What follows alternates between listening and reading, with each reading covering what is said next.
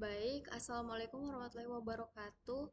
Perkenalkan nama saya Citra dengan NIM A12125100017 dari kelas A. Kali ini saya akan sedikit membuat resume mengenai materi dari kelompok kami, kelompok 2, yaitu mengenai demokrasi Indonesia. Nah, demokrasi Indonesia ini memiliki beberapa ciri utama yang menjadi dasar dalam kehidupan berbangsa dan bernegara.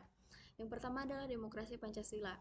Nah, demokrasi Pancasila itu merupakan sistem demokrasi yang berdasarkan nilai-nilai Pancasila dan Undang-Undang Dasar 1945. Demokrasi ini mengutamakan musyawarah mufakat, gotong royong, serta keseimbangan antara hak dan kewajiban warga negara. Berbeda dengan demokrasi liberal, demokrasi Pancasila lebih menekankan kepentingan bersama dan nilai kekeluargaan.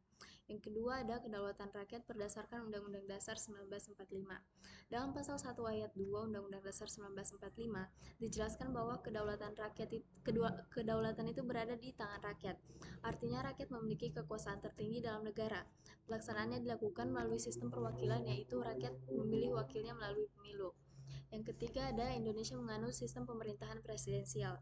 Nah, dalam sistem ini, presiden berperan sebagai kepala negara sekaligus kepala pemerintahan.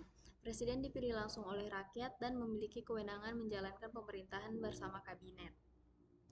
Yang keempat, Indonesia menerapkan sistem perwakilan atau representatif. Karena wilayah Indonesia luas dan jumlah penduduknya besar, rakyat memilih wakil untuk menyampaikan aspirasi dan membuat kebijakan negara melalui lembaga seperti DPR dan DPD. Yang kelima ada demokrasi Indonesia menjunjung tinggi hak asasi manusia atau HAM. HAM adalah hak dasar yang dimiliki setiap manusia sejak lahir, seperti hak hidup, hak memperoleh pendidikan, hak berpendapat, dan juga hak mendapatkan perlindungan hukum. Negara itu wajib menghormati dan melindungi hak-hak tersebut. Yang keenam ada demokrasi Indonesia mengutamakan musyawarah mufakat. Nah, pengambilan keputusan dilakukan melalui diskusi bersama untuk mencapai kesepakatan yang adil dan mengutamakan kepentingan bersama. Yang ketujuh, adanya pemilihan umum atau pemilu sebagai mekanisme pergantian kekuasaan.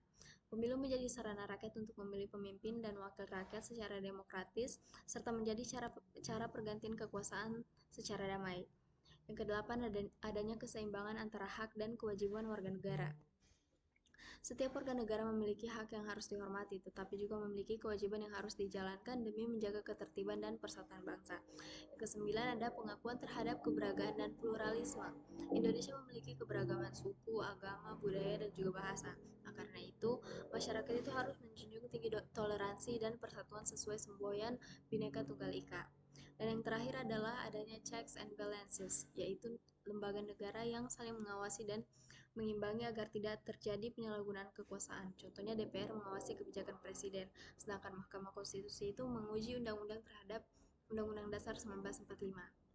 Jadi dapat disimpulkan bahwa demokrasi Indonesia adalah sistem demokrasi yang berlandaskan Pancasila dan Undang-Undang Dasar 1945 dengan tujuan menciptakan pemerintahan yang adil, demokratis serta menghargai hak dan keberagaman masyarakat.